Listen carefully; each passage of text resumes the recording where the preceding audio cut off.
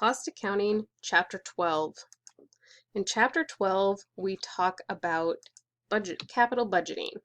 So capital budgeting is looking at long-term investments. So they're projects that have a large expenditure and a number of years of benefit. It's part of the organization's master budget. So we looked at master budgets in Chapter 10 that deals with the current period's planned capital investment outlays. So because capital budgets and capital investments are so large, we generally have to plan several years in advance of a major purchase to put money aside, and that would be part of our yearly organizational master budget.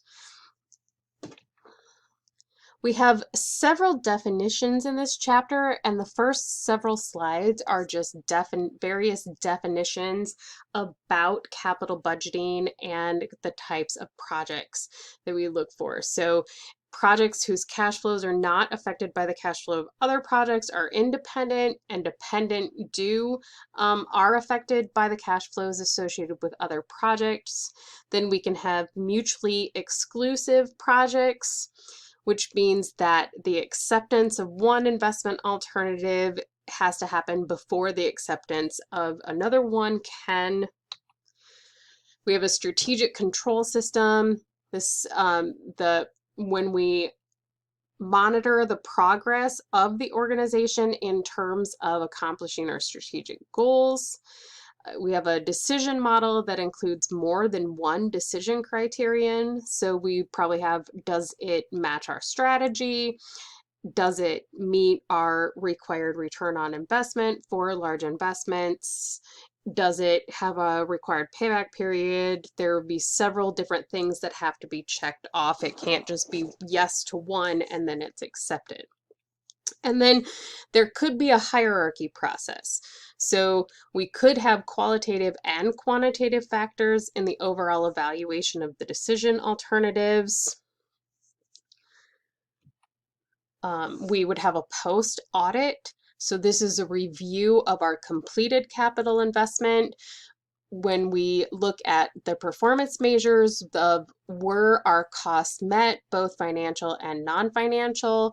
Did we hit our pre-investment estimates of those, or did we go over? Did we have the benefits that we said we were going to from those investments? Our net working capital is current assets other than cash, less current liabilities. We have discounted cash flow models, so capital budgeting decision models that incorporate the present value of future cash flows. Then we have non-discounted cash flow decision models. So there are capital budgeting decision models that do not incorporate time value of money. We're also going to talk about the weighted average cost of capital, or WACC. You should have seen this in business finance, this term. So the discount factor used in our discounted capital budgeting decision models is our weighted average cost of capital. The discount rate is just the generic term for the percentage rate used in capital budgeting. Then we have average risk projects, so projects that approximate the risks of the firm's existing assets and operations. We also use WACC to evaluate average risk investment projects. Hurdle rate is the minimum acceptable rate on return of an investment. It's also called the required rate of return. And then our capital structure, which is the means by which we are financed, which is a mix of our debt and equity capital. More terms. Again, you should be familiar with several of these terms. So yield to maturity, which is our long-term bond yield expressed as an annual rate. We also have the capital asset pricing model called CAPM, which looks at the risk and return relationship for equity securities and can be used to estimate required rate of return to the risk-free rate. The beta coefficient is a measure of the sensitivity of a given stock's return to fluctuations in the overall market. and our market risk premium. So why we use the capital budgeting process? It's part of our planning, control, and decision making. So remember, planning, control, and decision making are the three functions of managerial accounting. We link to the master budget. It's part of our planning. We link to the organization's strategy and to any balanced scorecard. So it's planning and control. And it generates relevant financial data for investment analysis purposes, so decision making. Then any performance measures when we do with post audits of capital investments is part of our control function.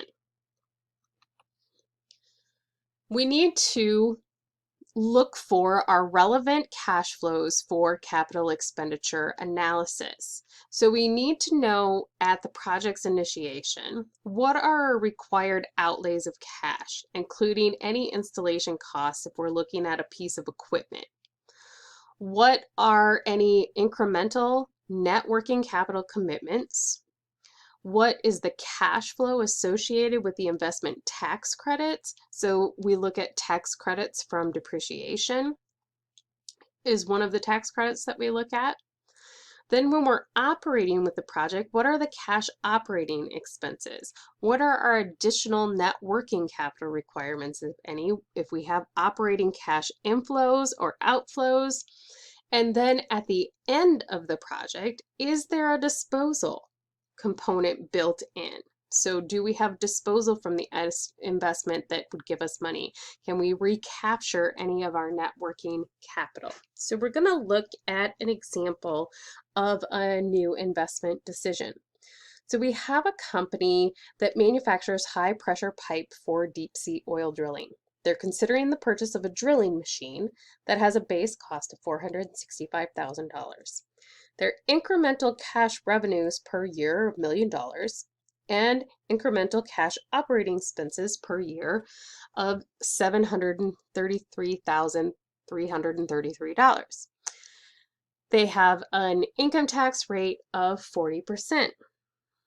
So other things that we need to think about, the machine installment cost, any testing at the time of installation, its expected useful life, expected salvage value, end of life disposal related costs, what depreciation method we're going to use, any relocation expenses for employees, training costs for employees, and our incremental net working capital investment time 0 equals $200,000, which is completely recovered at the end of year 4. So at time 0, or the initial time that this project would start, we have the purchase price, installation costs, testing and adjustment, and our incremental net working capital. So our net after-tax cash outflow is $680,000. Our basis for depreciation is the cost of $480,000. We have an estimated useful life in 4 years that gives us straight line depreciation of $120,000. We're then going to look at the cash receipts. So our taxable cash receipt times 1 minus our tax rate. Cash expenditures, which are pre-tax cash expense, times 1 minus the tax rate. And our depreciation tax shield, which is depreciation expense times the tax rate. So when we're looking at this project, we have in year 1 cash revenues, and then our expenses, our pre-tax income, our income taxes on operating income, our after-tax operating income, our non-cash expense, which is the depreciation expense, and our after-tax operating income. So we have the inflows, cash inflows, projected cash inflows for years 1 through 4. We have at the end of year 4, we're going to release that net working capital of $200,000. We're able to sell the machine for $100,000 less our $95,000 disposal cost. So our net selling price or proceeds for taxes is $5,000. So we have an income tax rate of 40%, giving us tax on that $5,000 gain. We also have after the 4-year employee reallocation expenses. So our net cash flow at project disposal is $113,000.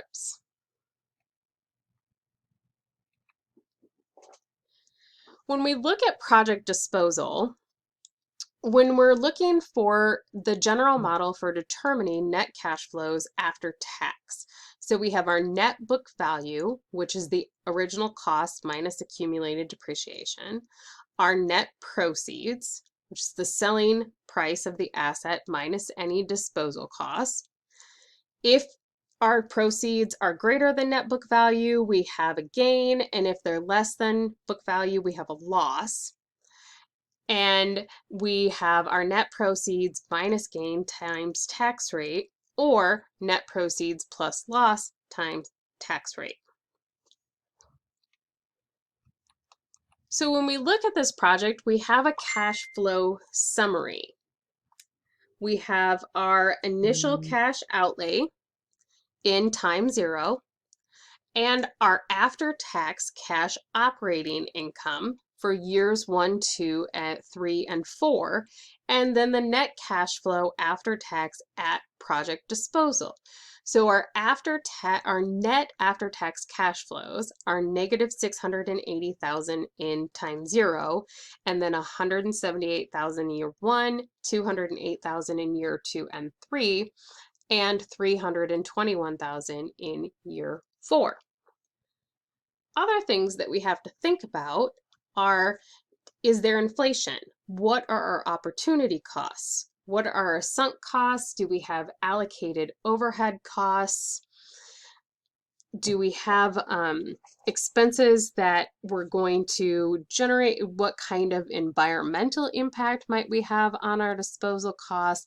There are a lot of different things that we might also have to think about when we're measuring what are those cash flows and outflows for a project.